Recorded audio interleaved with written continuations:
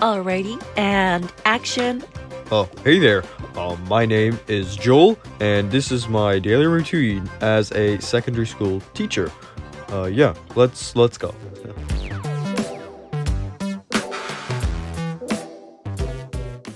Alright, Joel, you want to tell us how you start off your day?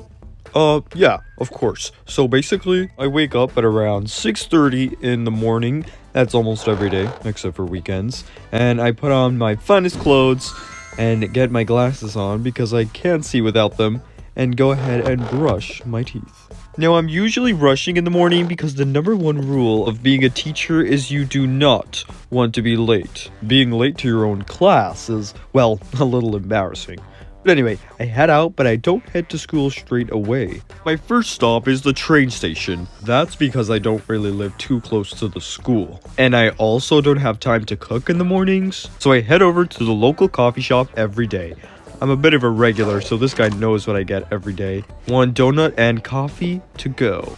So I'm usually eating this on the train as I don't have time to eat it in school, and I should arrive at just the right time, which I do every day. And that is around 7:45. I head straight into my office to get things ready for the first lesson of the day. Now, the first lesson of the day could be different all the time. It could be math, English, but today we got science. I was teaching my students parts of the human body, more specifically the bone structure and the skeleton. They all learned really well. I have some of the greatest students ever. We have Michael, who studies overtime and always gets their homework on time. Betty is another hardworking student who is never late to her lessons. We also have Jade, who's a little bit of a handful, but she is still a hardworking student. We also have Fred, who, well, is sorta late to his lessons and does not get homework on time. He was, in fact, late to this science lesson, so I had to fill out a detention form for him. He was not very happy. Anyway, first period is usually an hour, and I dismiss my students once the lesson is over, and that means that recess is up next. Between first period and second period, we have recess in our school, and turns out I was on recess duty. It was a little cold outside today, so I brought a coat with me, but recess is usually fun. I just stand there and watch everybody play. Fred was a little angry about the detention, so he was sulking on the steps. We had a few students playing frisbee. Michael was busy making some new crafts for the school. He seems pretty into it. And the girls were just chilling, hanging out, and eating snacks. And as for me, I ordered a nice hot cup of coffee. Oh, I love my coffee. And today was even more perfect for the cold weather.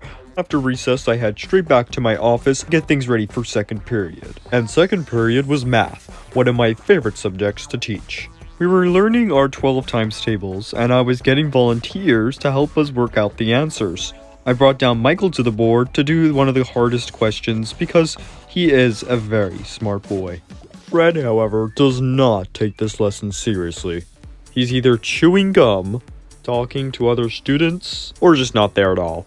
After second period is over, it is time for lunch. Now, I don't bring lunch with me because I never have enough time, so I buy my lunch from the school cafeteria. I usually bring back a chicken sub. They are the best in the school.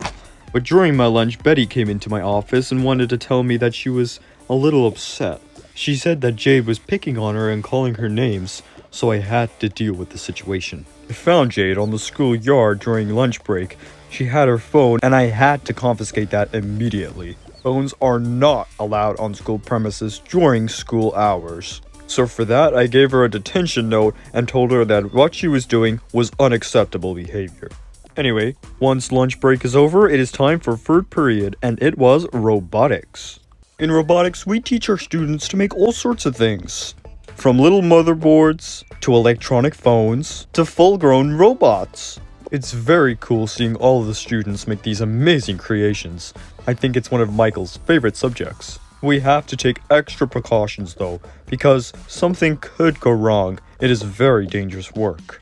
After third period was over, it was time for me to attend to a graduation. It's so sad seeing the final year all grown up and ready to leave.